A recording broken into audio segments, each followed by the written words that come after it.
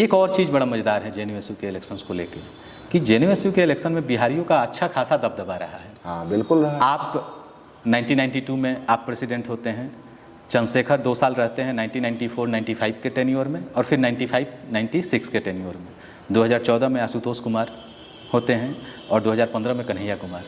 क्या कारण देखते हैं? ये पैन इंडिया वो कैंपस है जहाँ दुनिया भर के लोग आ रहे हैं, देश के हर कोने से उतर के लोग आ रहे हैं, लेकिन ये बिहारियों का, और मेरे पास और भी लिस्ट है, प्रेसिडेंट पोस्ट छोड़कर बाकी लोगों की लिस्ट है, जिसमें मोना दास, शेफालिका, मोबिन आलम 2007 में, पीयूष राज 2017 में, शकील जनरल सेक्रेटरी 2012 में, संदीप सौरभ जो अभी एमएल के सीपीआई एमएल के विधायक, तनीवीर अख्तर भी बने थे, यही बिहार के थे।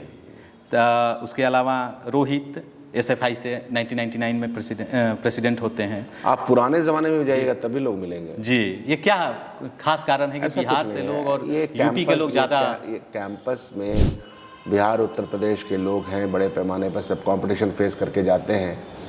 और बिहार उत्तर प्रदेश में अगर आप देखिएगा तो सोशल मूवमेंट बहुत पहले से, बिहार में तो बहुत ज़्यादा है। तो पहले से, जैसे मैं पटना विश्वविद्यालय में था तो कहीं ना कहीं छात्र आंदोलन हो या छात्र के लिए कुछ कार्यक्रम चलता हो, उसमें शामिल हुआ करता था। तो पहले से लोग, और यहाँ बिहार में सोशल मूवमेंट, पॉलिटिकल मूवमेंट चलता रहा और लेफ्ट का मूवमेंट तो बहुत मजबूत रहा यहाँ।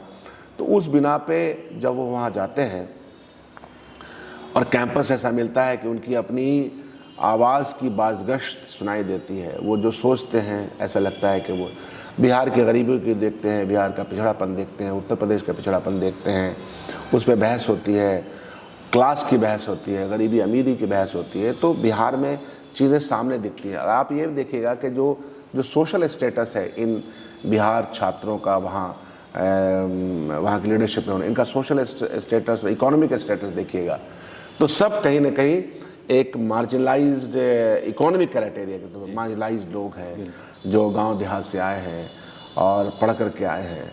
तो ये सब कारण भी हो सकता है, लेकिन यहाँ से छात्र जो जाते हैं उनका पहले से ही इन जगहों पे आंदोलन चल रहा होता है। छात्र आज के दिन में भी देश में देखिएगा तो बिहार में या उत्तर प्रदेश में या यहाँ के विश्वविद्यालयों में छात्र आंदोलन या छात्र के प्रति जो एक सम्मान, यहाँ के दो मुख्यमंत्री यहाँ से निकले उसके पहले भी, तो ये सारी चीज़ें, ये पुरानी चीज़ें, यहाँ 74 का आंदोलन हुआ, छात्र आंदोलन हुआ, एक तरह की ज़मीन इन सब इलाकों में बनी हुई है और इसे जाते हैं। साउथ के लोग भी आते हैं और साउथ के लोग भी बनते हैं। वेस्ट बंगाल में मूवमेंट होता है, केरला के बहुत सारे लोग बने हैं, वहाँ पे मूवमेंट है। तो कई जगह जब राज्यों में एक मूवमेंट चलता रहता है और राइट्स को लेकर, अधिकार को लेकर जब बात होती है किसी भी राज्य में, तो वो रिफ्लेक्शन आपको छात्रों का जेएनयू में नज़र आता है और तादाद भी बड़ी होती है। तो वो भी एक बड़ी बात होती है कि बिहार के स्टूडेंट्स की, अब इसमें एक क्वेश्चन आ जाता है कि बिहार के या उत्तर प्रदेश के, खासकर बिहार के में पलायन बहुत है। स्टूडेंट्स जाते हैं, हमारे इंस्टीट्यूशन बिहार के जो आहिस्ते आहिस्ते जवाल की तरफ बढ़े हैं, पतनशीलता की तरफ बढ़ा है, और ये बहुत बड़ा विषय है।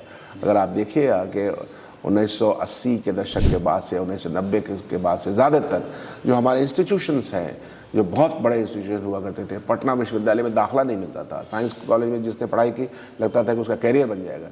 तो ये सब जो एक डिके हुआ, डिक्लाइन हुआ एकेडमिक माहौल में, उसकी वजह से लोग वहाँ जाते चले गए। तो इसके कारण से भी बिहार के स्टूडेंट्स आपको इन कैंपसेस में, दिल्ली विश्वविद्यालय और जेएनयू में ज़्यादा नज़र आएंगे, और वो रिफ्लेक्शन वोट में भी पड़ता है। जाहिर सी बात है कि वोट भी है, लेकिन मुद्दे की बात यह है कि मुद्दा वहाँ छाया रहता है जी।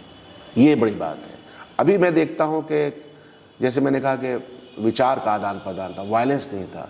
अभी आउटसाइडर ने आकर के जो वायलेंस किया, वो जेएनयू के ऊपर, जेएनयू के पूरी अवधारणा के ऊपर एक काला धब्बा है, एक हमला है जो आतिशी 2020 5 जनवरी 2020। तो मैं ये कह रहा हूँ कि एक वायलेंस, हम लोग वायलेंस फ्री कैंपस को यहाँ तक लेके आए और देश में वायलेंस नहीं हो, लेकिन देश के पैमाने पर दिमागी तौर पर वायलेंस हो रहा है, फिजिकल वायलेंस हो रहा है। तो उसके असरात भी, कैंपस कोई अलग तो यूटोपिया में नहीं है, वो कोई जजीरा नहीं है कि चारों तरफ समुद्र, चारों तरफ वो इंसानों की बस्तियों से के बीच में है। तो उसका रिफ्लेक्शन होता है, विच इज़ वेरी बैड कि वायलेंस वहाँ आ गया या कट्टरता आ गई या सोच में कट्टरता आ गई। अब जिस तरह की चीज़ें वहाँ होती हैं वो उस कॉन्सेप्ट में नहीं था, लेकिन आ रही चीज़ें ठीक है, एक्सेप्टेबल। जी, ये दौर बदल जाएगा। हर दौर बदलता है, ये दौर भी बदलेगा। जी।